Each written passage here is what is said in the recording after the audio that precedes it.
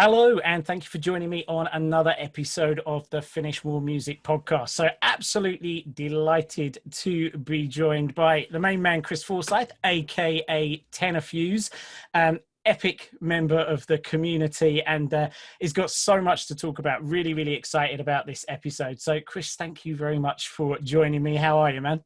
Doing great. Thanks for having me, Keith. Really appreciate it. Yeah, no, absolute pleasure. Been wanting to get you on the show for a while because I know you've got a fascinating journey. You're doing amazing things at the moment as well. And what have you been up to lately?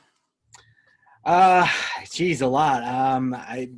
Spending my days pretty much working on music from sun up to sundown with some breaks in between. And then also looking into exploring a kind of a secondary career, especially given times with COVID and everything and not having any live shows at the moment, exploring a secondary kind of side gig with coaching, life coaching, and, trying to use my experience with, some of the things I've been through in my life to help other people, achieve their goals and things like that. But I would say that most of my time is spent working on music. I try to wake up pretty early and put in a few hours in the studio, then hit the gym, come home, do a little reading and rest, kind of recharge a little bit, and then, try to get another few hours in the afternoon and evening. But yeah, I mean, that's really how the bulk of my time is being spent. And that kind of speaks, I guess, to something that's happened in the last 12 months, which is you moving full time into this. But I think really the last kind of 12-month period is pretty fascinating across the board. So what has that brought for you and what's been happening? Yeah, it's been crazy. I mean, if I look back to, a year ago, I was, for a long time I had been thinking about, music is all that I like think about from sun up to sundown. Even if I'm at my job, I'm thinking about what I'm going to do with my music when I get home. And unfortunately, I would get home and I would be tired and I wouldn't be as productive. And I felt like I was just leaving a lot on the table. So since I had been thinking about it for years and years, I felt, you know what, I'm going to give myself this chance. I'm in my early 40s and I'm just going to give it a shot. And I had faith in myself that I would land on my feet. If something were to happen, I can always go back to work. I had built a pretty successful career in the finance industry. I felt like I needed to give it a shot or else I would potentially look back several years down the line with some regret that I didn't just at least try, So I kind of made a deal with myself that I would give it all of 2020. To just commit to my music and also like explore some personal development, kind of just see where things sort of take me over the course of the year. And it's obviously been a wild year, given all of the, extenuating circumstances that are going on around us. But I dove right in. I joined FMM Plus. It was something that I knew I was going to have the time for, the energy for, and commitment for. To really dive into the community and the process. And, doing that has been huge. And I would have never guessed that I would have achieved what I have by now. Not that it's like amazing and then I'm like living, off of my music and like making an income from it that's like sustainable, because that's not happened yet. But, it's been an amazing journey and I've learned a lot about myself. I've established some new relationships that have just been incredible, new friendships that I think are going to, last years. So yeah, I mean, it's been a lot. It's been a whirlwind, but it's been quite the experience. Yeah, so I think a good thing to get into that's interesting is you mentioned obviously the personal development side of things. What happened from a musical perspective as well? Because I know that loads of people are really keen to step out of a 9 to 5, something that perhaps they're not that lit up by, and I loved how you put it, you're going to back yourself, you're going to give it a shot. What's been the effect of that on your music? Well, me personally, I've had the creative energy and focus at the beginning of the day, which is when I am most creative and most focused, like in the morning, where I was spending that time in an office environment, over the course of 10 hours, Monday through Friday. And now, like, I wake up and I treat music like my full-time job. Like I clock in basically in the studio every morning, and regardless of how I feel, I make sure that I just put myself in the chair and start working. And it's been, obviously my output has went up tremendously. I think I've finished since January, over the past 9 months or so, I've finished somewhere around like 50 or 60 tracks, maybe a few more. But like not only is my output as far as quantity increasing, but the quality is increasing as well. And I've had time to, making music is obviously the core of my job. Just like when I was in finance, underwriting and looking at financials was the core of my job. But there's other ancillary parts of your job, like networking and building relationships, and then like trying to learn the social media and all of that stuff, and just kind of, exploring all of those different parts of the career, I suppose. But yeah, I mean, as far as the music, it's just been, quantity and quality is increasing because I've been dedicating more of like my high energy times of the day to doing what I love most. So. Sure. And I mean, you've got the payoff and the validation as well, I guess. Releasing on Iconic is no mean feat. And you've got a bunch of other releases, but you're hitting labels now that for sure, it's all well and good, you're going like, okay, the quality's going up, and I'm saying like, okay, I'm your mentor, I can hear that, Chris, the quality is going up. And then you get like that extra layer of validation where somebody else is saying, no, listen, we want that track. And that is a tough label to get on as well. How did it feel when you got the notification come through that they wanted you to sign on the dotted line for that? Honestly, I was shocked. I've always thought less of my music than what I typically get feedback at, at the level I get feedback of. The same was the case when I sent off my first 3 tracks to a label, Digital, and the label affiliation before when I started at FMM. I was like, well, you know what? I don't know. I'm going to just give it a shot, see what these guys think. If nothing else, I'll get some feedback as far as like, your low end is shit or whatever. and I can, build and try to get better from there. Well, they came back and they're like, no, we like all 3 of them. We're going to release them. And it was the same thing with Iconic. I was just like, I think these are good tracks, but, my opinion of myself is much lower than, I guess, reality is, since it's been proven. So yeah, it was amazing. And it's been a great experience, just getting that message and like the support and encouragement from the FMM staff and the people and the members in FMM. So it's, yeah. And Iconic's an awesome label, and John is a great guy to work with. And, so that's been great too. So.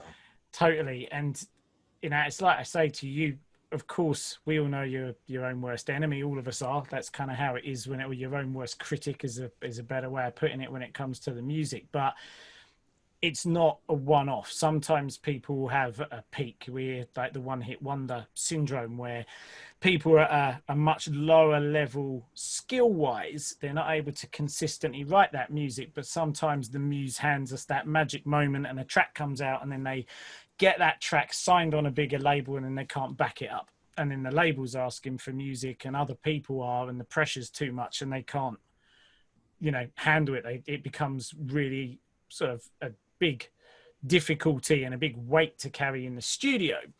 But you're consistently writing at this level, unquestionably. And I mean, you must be able to see that, even if you were surprised that they were going to do it.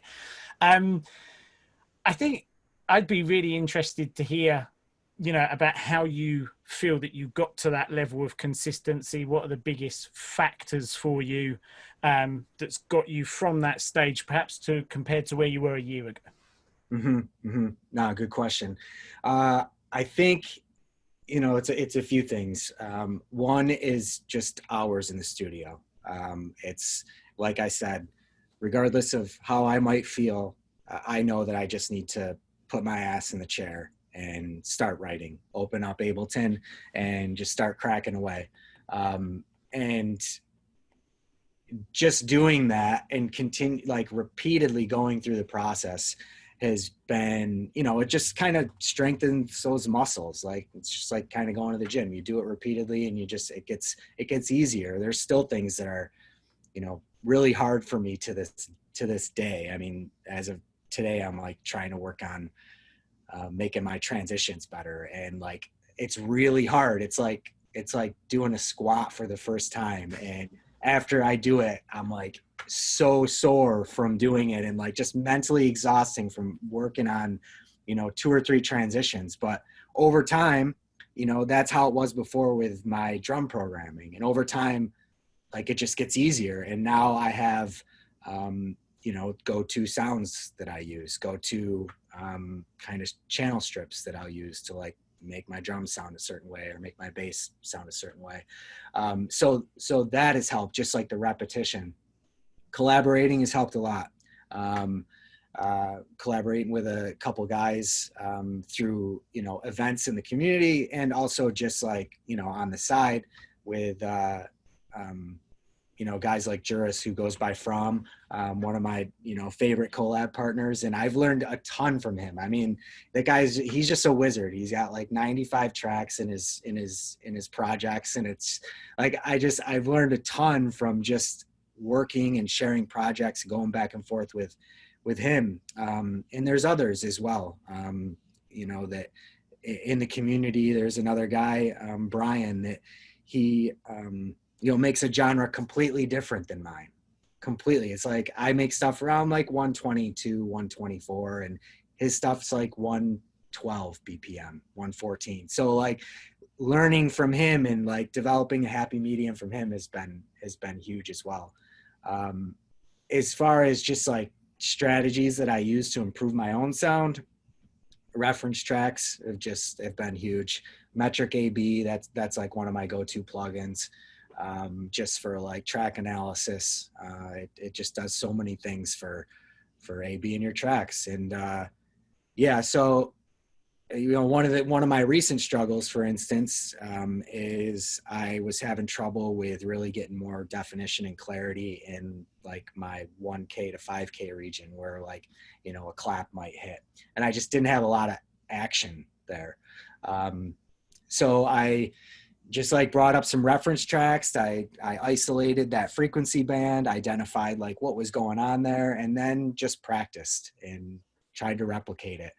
And then once I thought I had it replicated, I sent a track out to a label that I was kind of targeting and was like, hey, what do you think of this track? Thinking that, if he didn't like it, he would tell me he didn't like it and didn't want it. And he was like, I'll take it, So I didn't have to ask for feedback specifically on that 1K to 5K region, but I was hoping that I might get that feedback if he didn't like it. But he liked it, so I'm like, I must be doing something right, Totally. And I think there's already a kind of theme developing through this, in that a lot of times you're saying, I wasn't really sure about it, but you did it anyway.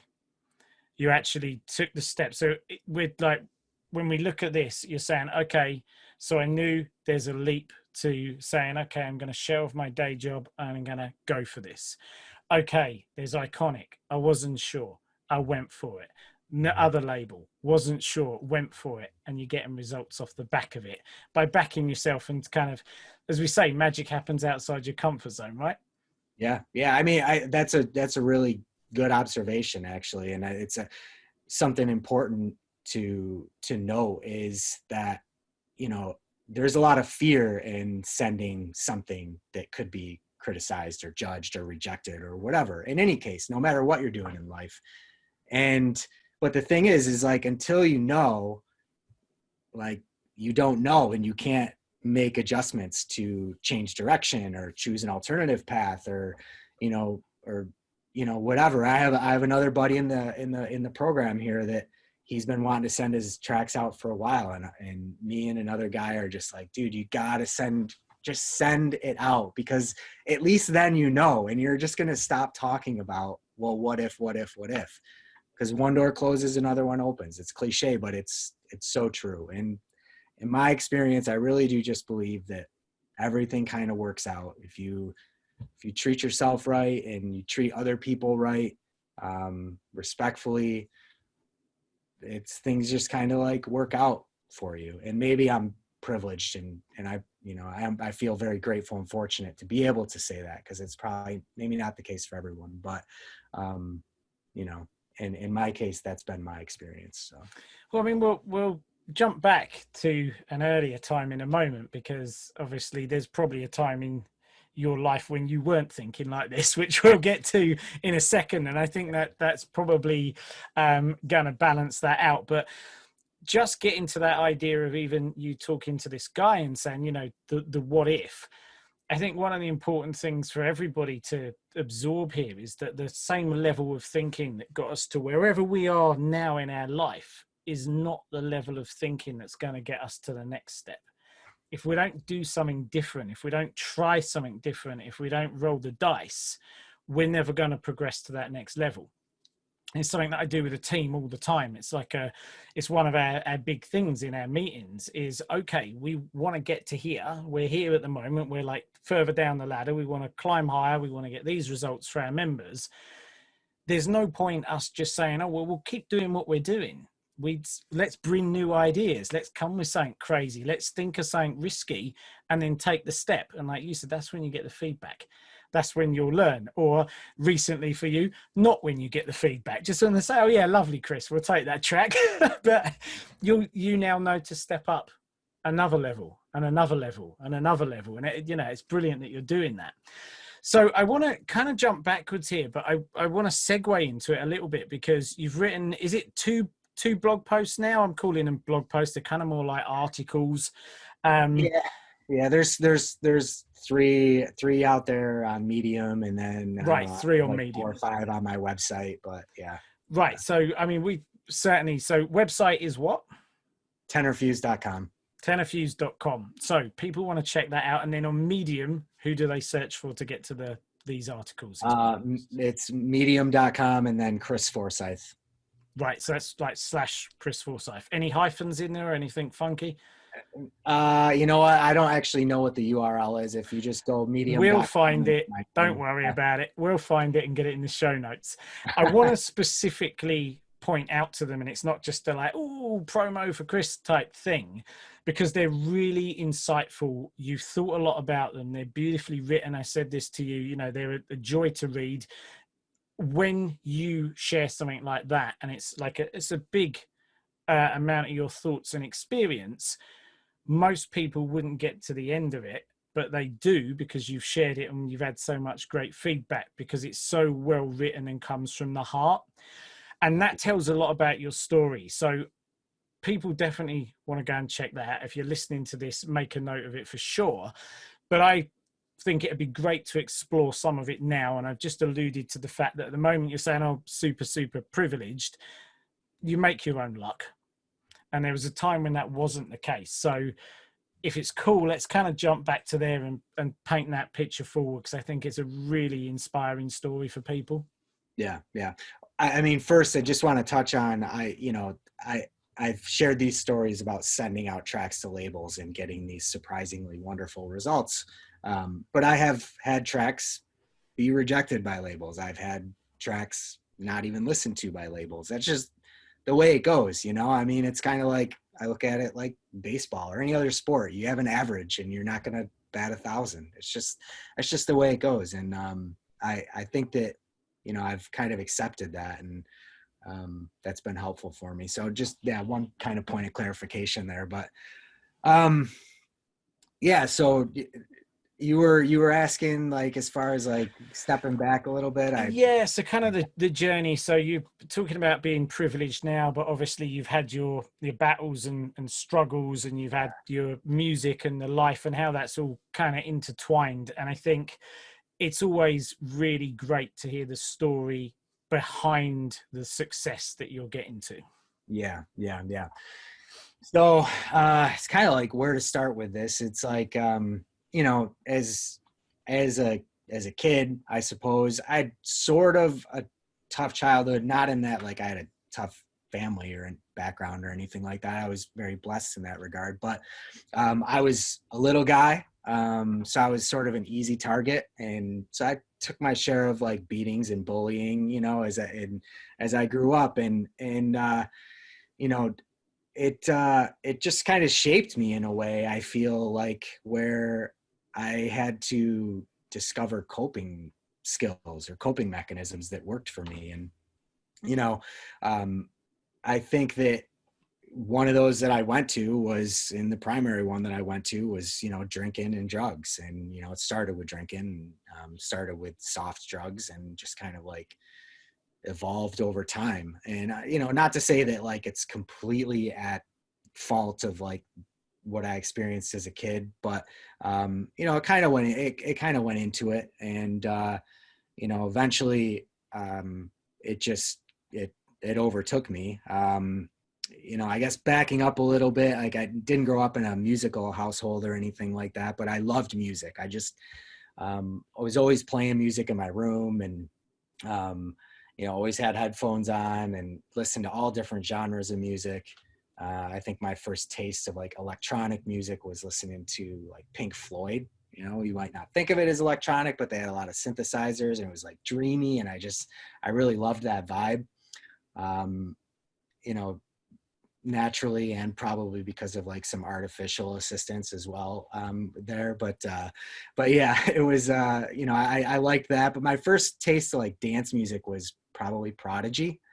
And then Nice first taste. yeah, and like that, it just like lit me up. I mean, the intensity of I just remember like the intensity of the snare drum in Firestarter, like it's just like, so it just smacks you in the face so hard.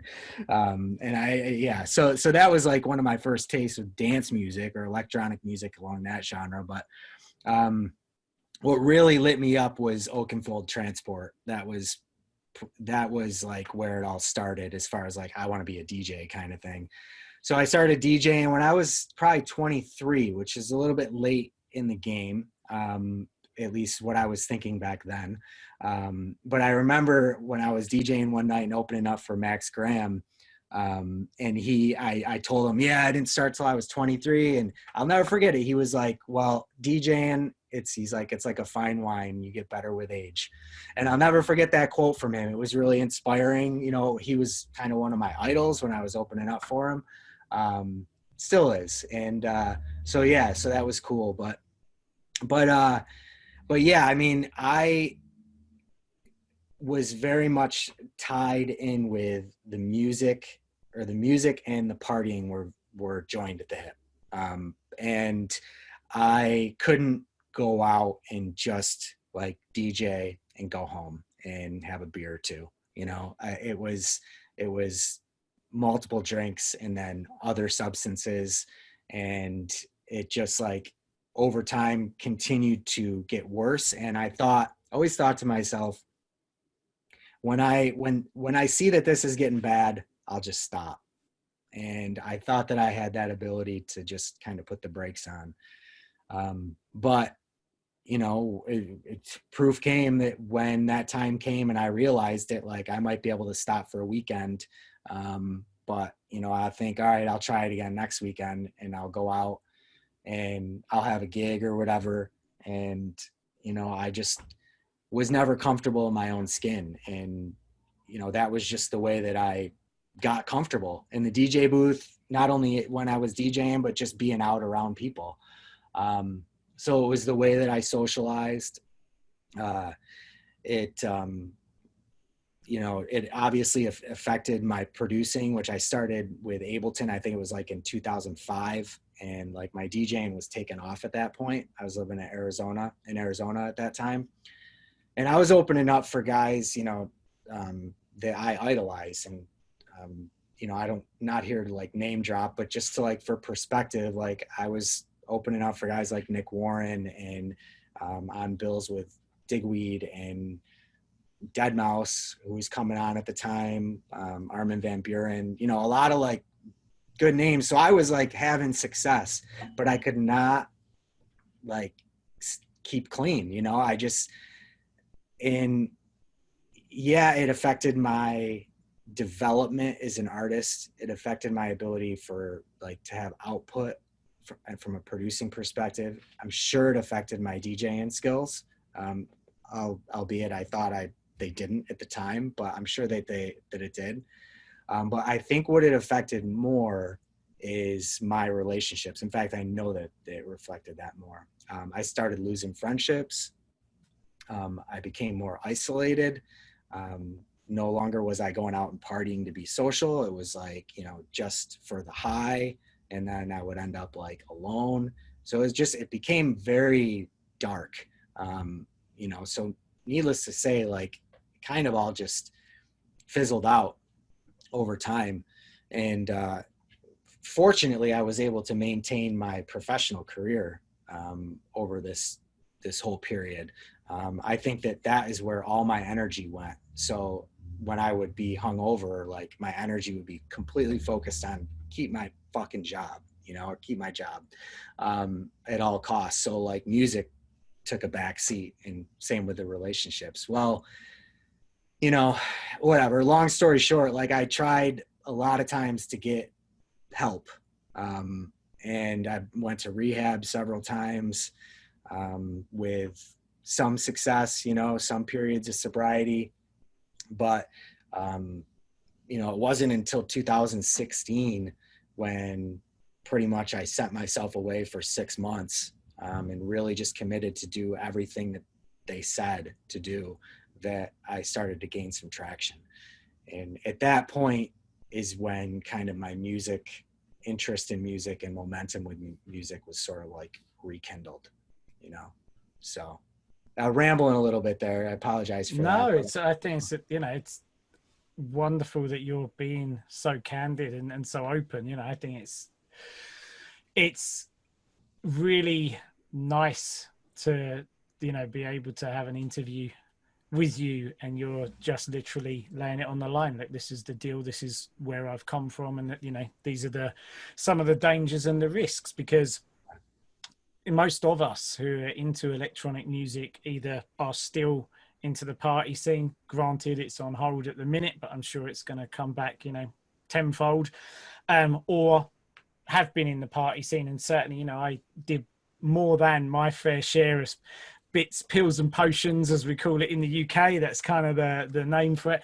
I did more than my fair share of that stuff as well. And I'll be the first to put my hand up and say that, you know, granted, when it was time to, well, I say when it was time to stop, I probably should have stopped many, many years earlier. When I look back on it, the real fun and the enjoyment, and, you know, I had a great time with it. I wouldn't take it back for shit, basically. I loved it. But there was probably, if I'd have had a bit more clarity a good number of years earlier, I don't know where I would be in life now, you know, whether I'd had those extra years of a head start, for sure. And I'm sure loads of people can relate to this. So I don't think, you know, there's even the merest suggestion of rambling. I think there's so much value in it. So thank you. So when the music starts coming back into things, how is that, like, does it work as a crutch for you and it's a help? What was the impact overall? I'm really kind of curious, because obviously the addiction swamps out the music, which was great, and then it starts coming out the other side. I'd love to kind of understand more of the interplay then. Yeah. I think, you know, it was something that I needed to be hyper aware of. You know, like the last thing that I wanted to do, well, I may have wanted to do it, but I knew that I shouldn't do it, and I didn't do it, was to like hop back into going out to clubs till 4 a.m. and thinking that I could just like deal with it and avoid participating in that stuff. Cause I just wasn't strong enough at that point, you know? So I I had to separate myself from the scene for, several years. And I actually moved at the time. I was living in Northern California, kind of near Tahoe. And there wasn't much of a scene in that particular area. But before that, I was in Chicago, which is, was a hotbed, and it was, there was always something going on. So I didn't have the temptation in Northern California. But at that time, after rehab, I decided that I needed to move home and be closer to family, just to kind of get my feet under me for a little while. And I left the corporation I was with for 15 years to come home and just kind of refocus and get myself centered. And, where I live, there's not really much of a scene either. So I wasn't, putting myself in the midst of it. I knew I couldn't. But like the producing was always sort of separate than the scene. Like I could separate the two. So like the producing has always been more meditative for me. Even if I'm feeling like anxiety or maybe a little bit down, I can open up the DAW and get stuck in. And next thing I know, 3 hours pass and I'm like relaxed and I feel, good. Maybe frustrated at a tune or something like that. But, but overall, I feel a little bit more docile. So it was a kind of a coping strategy in a way. And then like music has kind of turned into more of like my addiction, whereas like, if I don't do it, like, then I feel off, So now it's turned into, I realized through the whole process and like going through like recovery in the general sense, that, I needed to be doing something that engages my heart, and, and I need to spend the majority of my time, my waking hours while I'm alive, doing that. If I'm doing something that is not feeding me like that, then I feel at odds. And I learned that because I went back into the corporate world, which is where I was before. And it was a great job, a great company, great people. But I just felt at odds. And so the music, the biggest reason really that I took the choice of like giving this a shot is that like it fills me up more than anything. And there's got to be something to that, even if it's not in the long run that I'm meant to be like, a producer DJ for my life. It's going to kind of, like I hinted at before, it's going to open up some other door. This step along the way is going to open up some other door along the journey that's going to show me where I need to be. And maybe that's fluffy, but it works. I swear by it. So that's my story. I'm sticking to it. Well, if it's fluffy, that's going to be okay, because listeners of the podcast are used to me talking about this stuff. So if we're fluffy, and that's cool in the gang. So, I mean, there's a couple of things that I really picked up on there. First of all, really what you're describing is music is food for your soul. And it's part of who you are, and that you've then taken that. And there's a really interesting thing here, which is that a lot of anxiety and discomfort and issues that we face is when our internal world isn't mirrored by our external world. So internal reality and external reality. And how you are, your inner world shapes your outer world. So if inside you have dreams and beliefs, but you're not acting on it and you're not doing the things that are congruent with it, there's always going to be a friction and this underlying discomfort that's in your life. And it's amazing because you're aware of it and you've seen it and you've adjusted course. So that's the first thing, is like, if there's something that we really want to do in our life, is to make it happen. And as you will know, for us working together, I'm a firm believer in that you are in control of your own destiny. You design your own life. It is on you. You're responsible for it. And it might not be a life you can step into at the click of a finger. And that this will be interesting for us to talk about as well, I think, which is and we'll get to this in a minute, which is kind of your advice about taking the leap into full-time music. I'm sure you thought about it sometime before it happened. You prepared for it. You didn't just click your finger, but you didn't say, well, this is me and I'm stuck. You said there's a way. I move from a problem focus to an opportunity focus. So I think number one, that's super powerful, and I picked up on that. And the other one is the idea of the vision.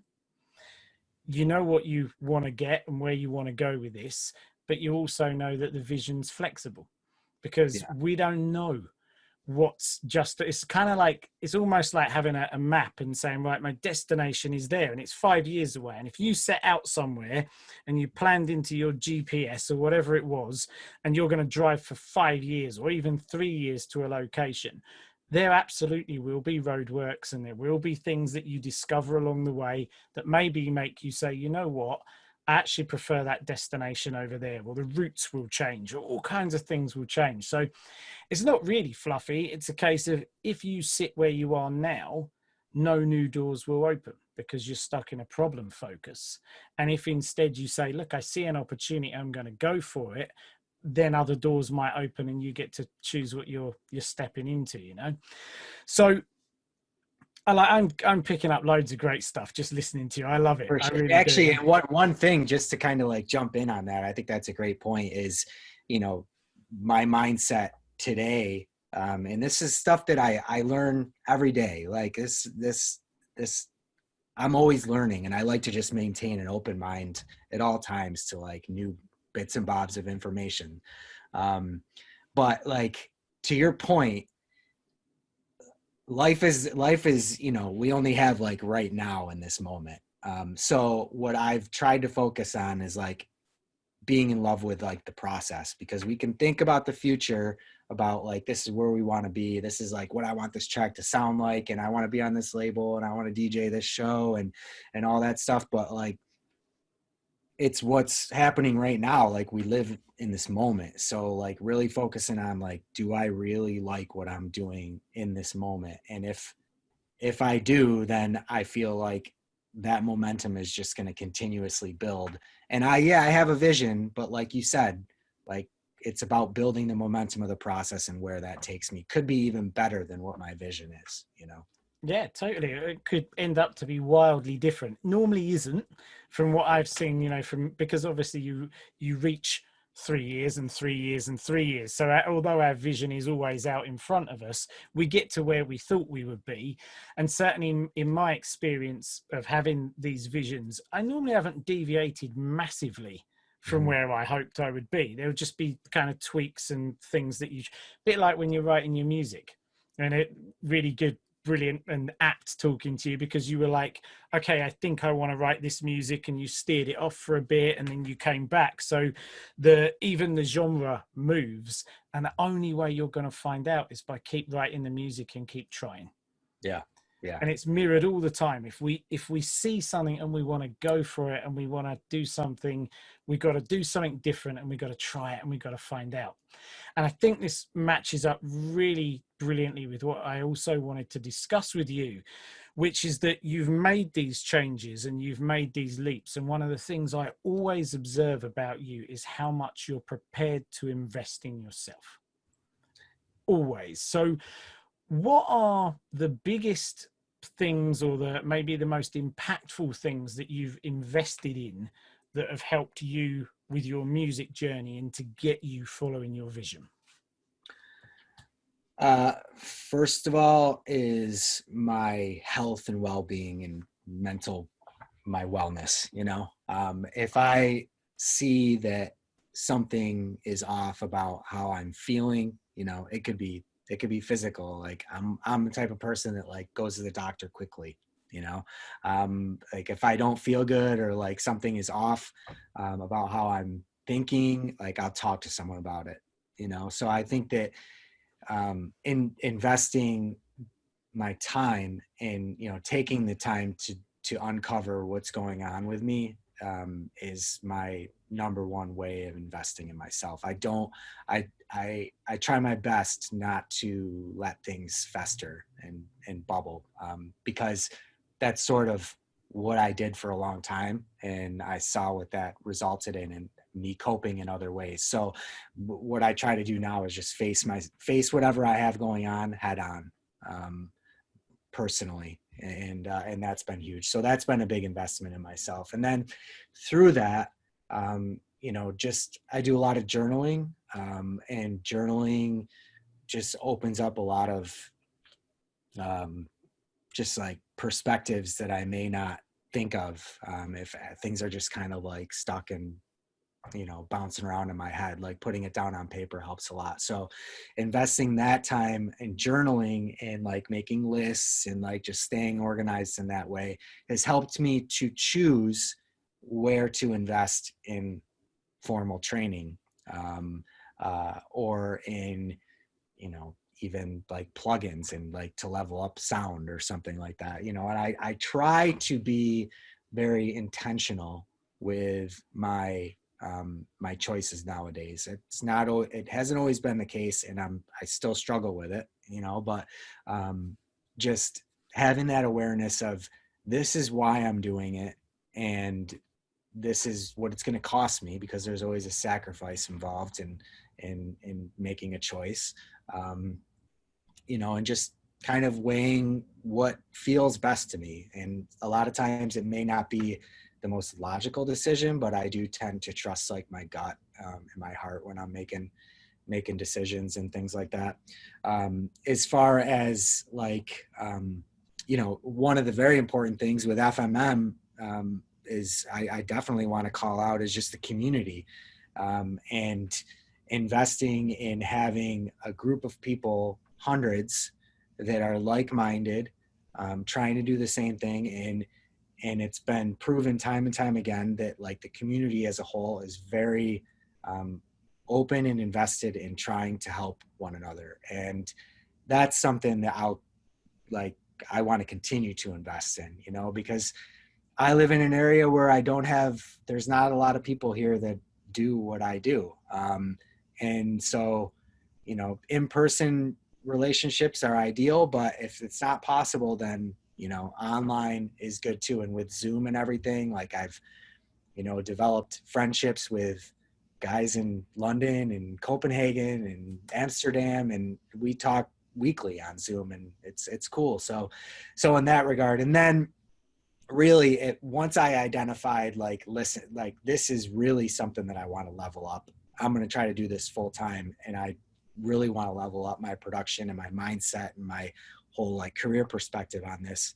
Getting like a mentor has been huge, and like working with you directly in the program has been awesome. And I actually just invested in formal training for my coaching certification, because I determined this is something I definitely want to do, and it was worthwhile for me to invest in that. So one of the things I had mentioned to you before is that like I'm spending some of my savings right now to finance this whole venture for myself, and it could be looked at as being careless, and I understand that perspective for sure.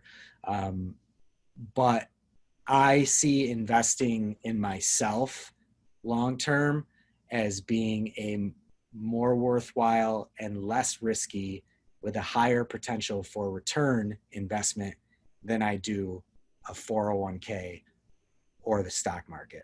It's just like how I view things right now. Now, I could be slapped in the face with reality in 10 years, and that may not be the case, but I don't think I believe that.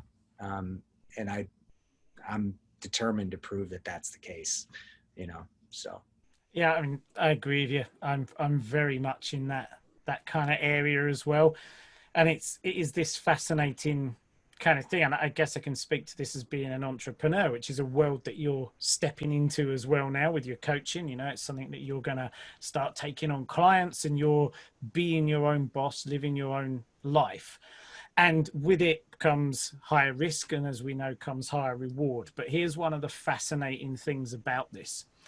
As you go along that journey, the more you're going to learn about all different aspects of entrepreneurship, just in the exact same world thing that you are in the music.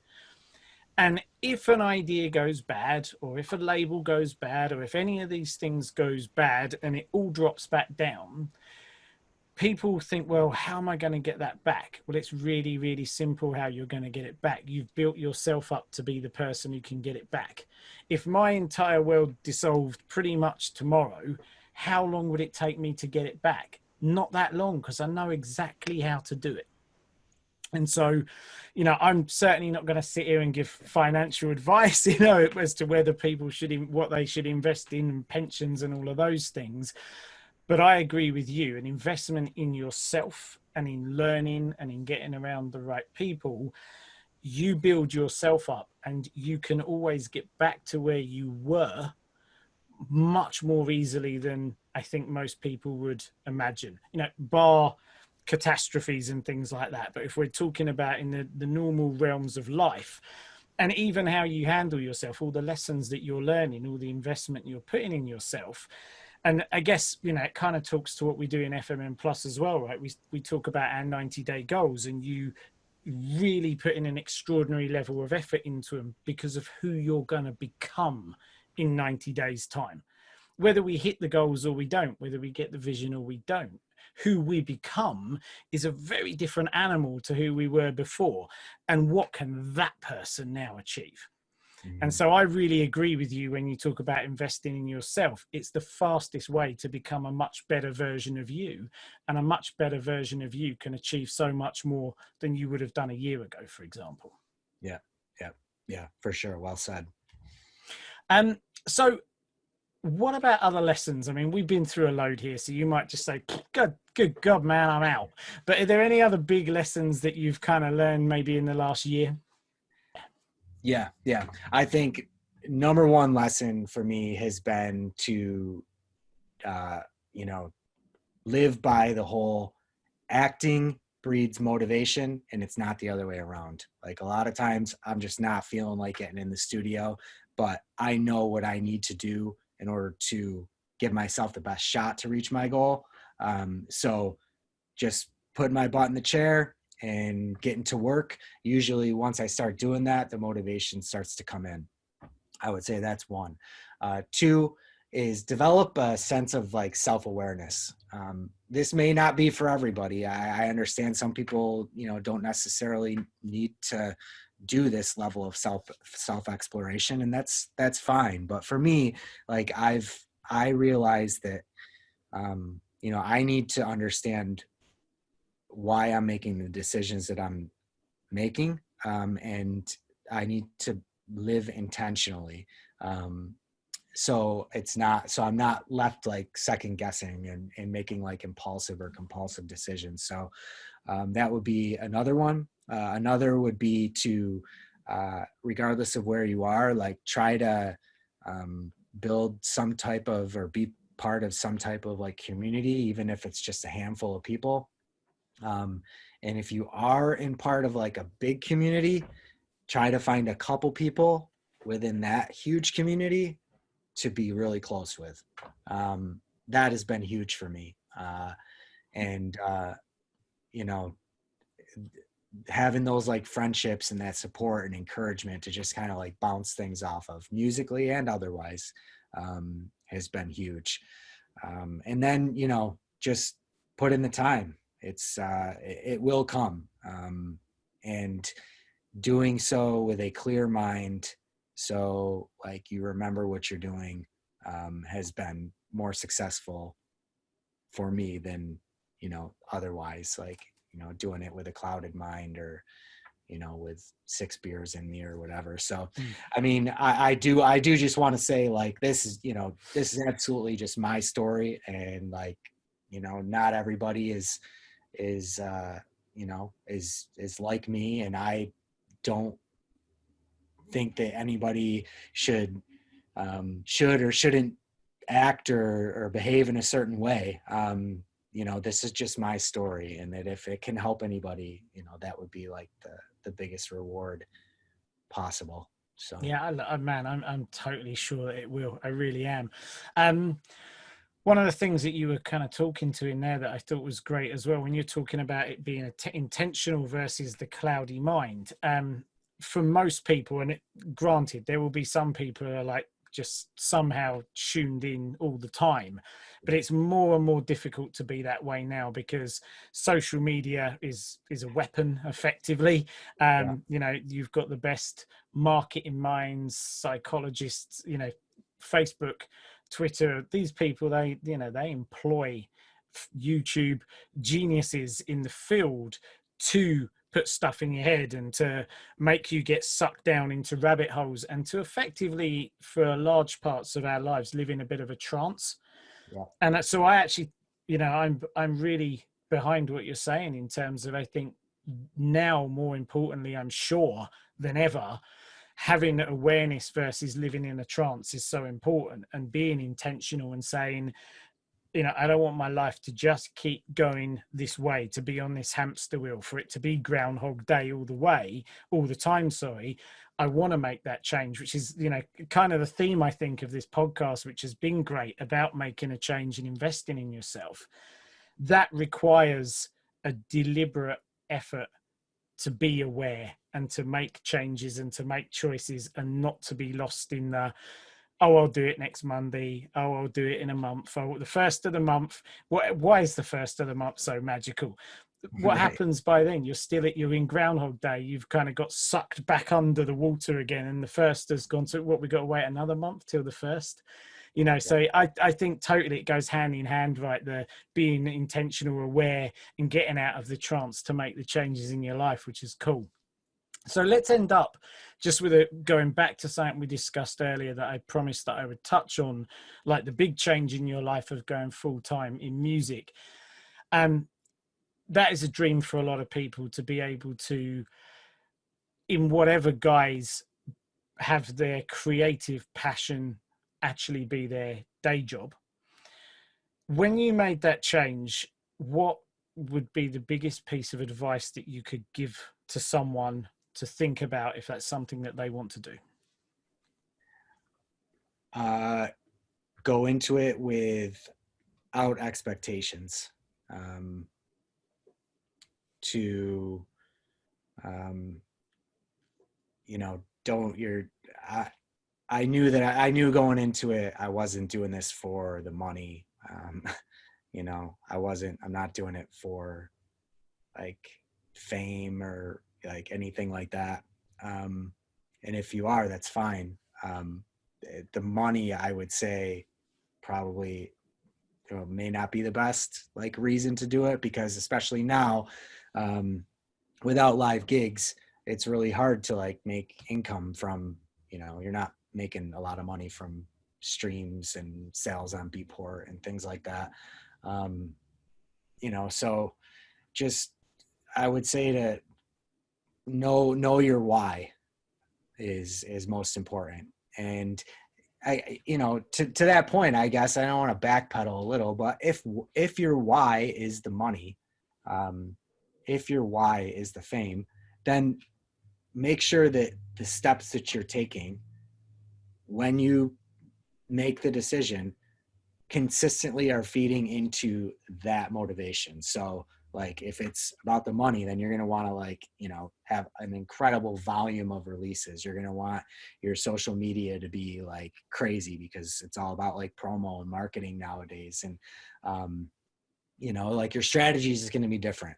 So, so really just understanding your why and going into it with low expectations. And then it's really just like anything else in the business or career world. Like, I think that it's about like the connections and the relationships that you build and foster. And again, also just like the business and career or any other career is like, you're going to continuously have to like do development and training to stay not, you know, up to speed with everything that's going on in the industry. But if you want to separate yourself, it's an extra level. So yeah, I would say those are the main things. Yeah, sure. I mean, I'll chuck one in from my experience as well, which I'd say preparation is everything. One of the things that comes up in the community quite a bit will be a question around, like, I really want to go full time, but I think it's super, super risky. And actually, it's super risky if you make it super risky. It doesn't have to be that way. So like you spoke to the idea of, well, you've got a career you could go back into.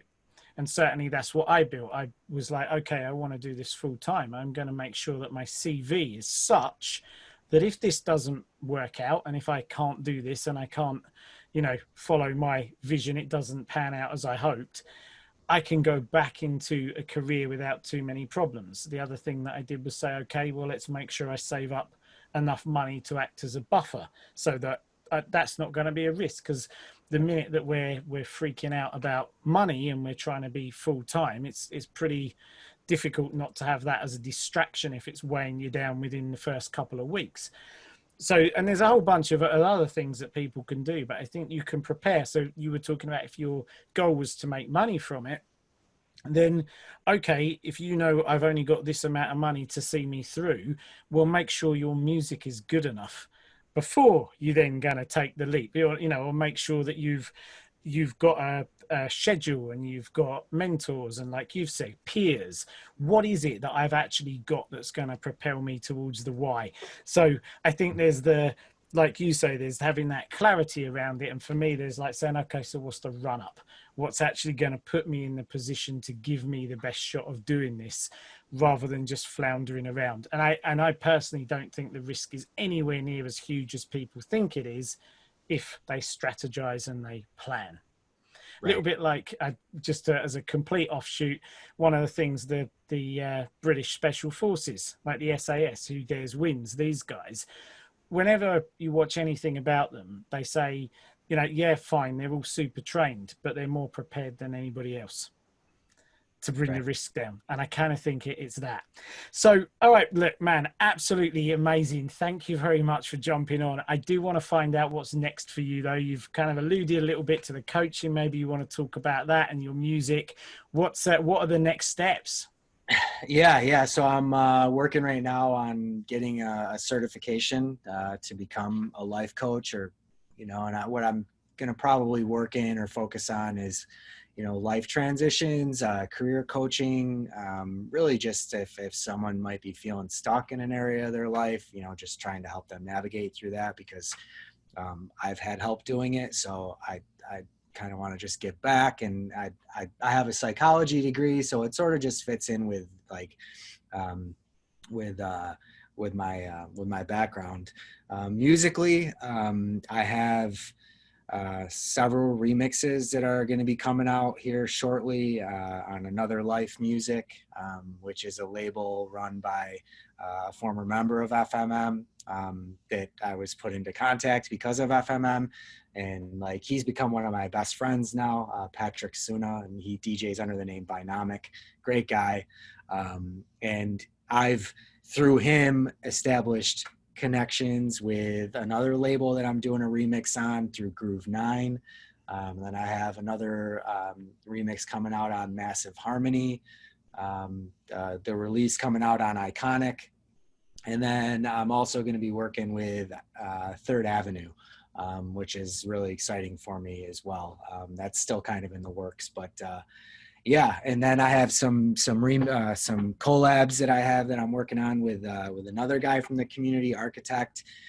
So it's, yeah, I'm very busy with the music projects right now, which is fantastic. And that's kind of one of the things that I never would have imagined. Like, I knew that I would be making music, but I didn't ever imagine that I would have these relationships in place. It's such a broad scope at this point in the game. So that's been incredible. But thank you very much for having me on, man. It's been awesome. Oh, listen, you've been absolutely awesome. You know, really honest, candid. Felt like I was kind of on the journey with you. I say that as well, you know, when I read your blog posts and stuff as well, there is a real authenticity and honesty that you speak with, and it's fantastic to hear. And I think it's going to be helpful for so many people listening to this. And just from my own personal perspective as well, having worked really closely with you this year, you're an absolute star. You're a fantastic person to work with. You're studious, committed, dedicated. You invest in yourself. And you've just got such a wonderful kind of outlook on how you're going about achieving the things that you're achieving. So I actually just want to extend my thanks to you for being who you are, because it's a pleasure to work with you. That means a lot, Keith. Thank you. Thank you. Man, thanks very much for being on the show. I got a feeling that this time, probably even earlier than this next year, I'm going to have you on again, because you're achieving so much, and I reckon you're going to have even more to share. I hope you're right. I hope you're right. I'm banking on it, mate. If I was a betting man, I'd bet on it. Brilliant.